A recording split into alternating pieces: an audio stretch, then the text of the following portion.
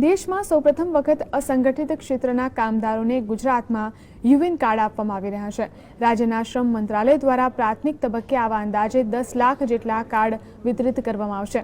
અસંગઠિત કામદારોને મળવાપાત્ર સંકલિત લાભોના માધ્યમ તરીકે આ કાર્ડ ખૂબ જ મહત્વનું પુરવાર થશે તેવો આશાવાદ વ્યક્ત થઈ રહ્યો છે। કામદારોની કૌટુંબિક અને વ્યવસાયિક સહિતની વિગતોનો આ કાર્ડમાં સમાવેશ કરાયો છે। જોકે કાર્ડની અંદર ફીડ કરાયેલી માહિતીની પણ સુરક્ષાની તકેદારી રાખવામાં આવે છે। આ કાર્ડ ઉપરાંત અસંગઠિત ક્ષેત્રના કામદારોના પોષણ માટે અન્ય એક નવતર યોજના પણ રાજ્ય સરકાર અમલમાં મૂકવા જઈ રહી છે। તમિલનાડુની પેટર્ન મુજબ ખૂબ જ નજીવા દરે આ કામદારોને ભરપેટ ભોજન મળે તેવું આયોજન કરવામાં આવી રહ્યું છે।